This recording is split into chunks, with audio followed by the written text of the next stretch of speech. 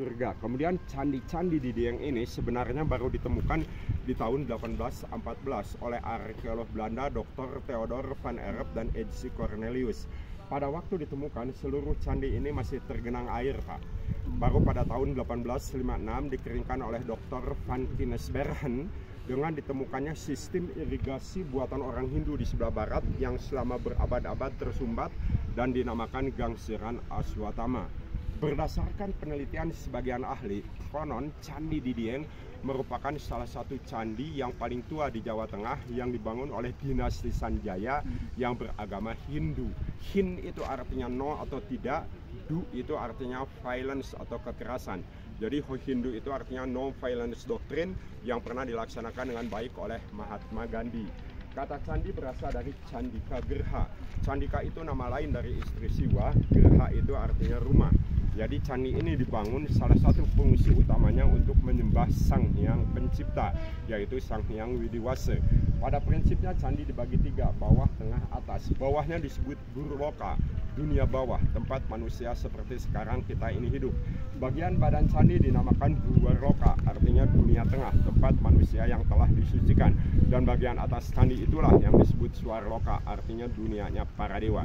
Jadi filosofinya manusia ini hidup, suatu saat mati, kalau akhlaknya baik maka naik ke surga.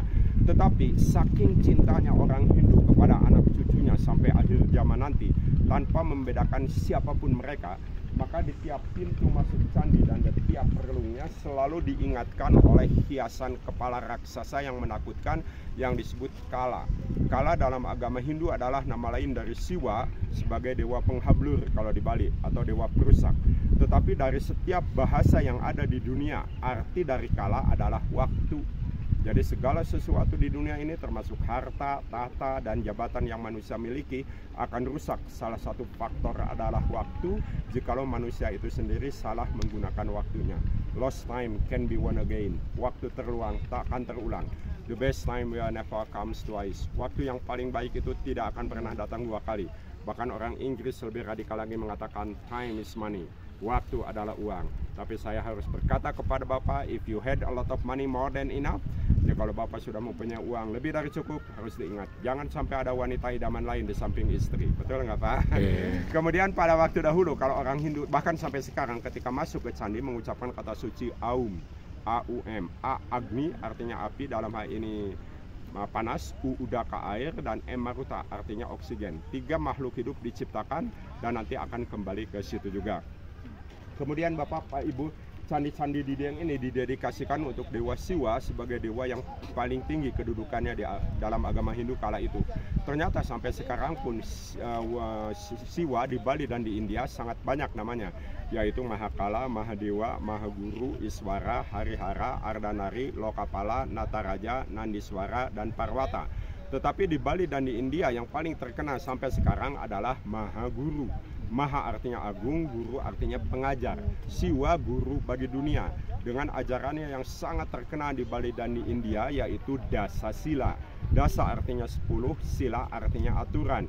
10 aturan hidup menurut kacamata agama Hindu, yaitu ahimsa, not to kill, Brahmacari, to lead a pure and godly life, Satya, to be truthful and reliable, Awiya Waharika, not to quarrel or not to fight, Asteya, not to steal, Akroda, not to become angry, Guru Sukrosa, to love the religious teacher, Soka, to purify one's mind and body, Aharalagawa, not too eager to eat and drink much, and the last one, Apramada, which means to be faithful to one's duty.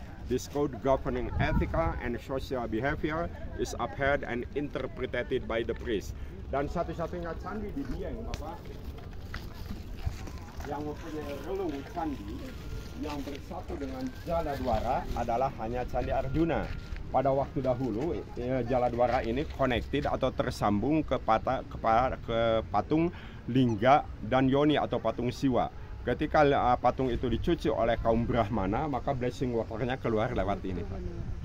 Dan Makara, binatang air dalam mitologi Hindu yang kadang-kadang figurnya seperti krokodil atau seperti dragon. Kemudian Candi Semar alas persegi panjang, kalau yang lainnya bujur sangkar. Kemungkinan Candi Semar itu dulunya hanya tempat penyimpanan alat-alat upacara agama.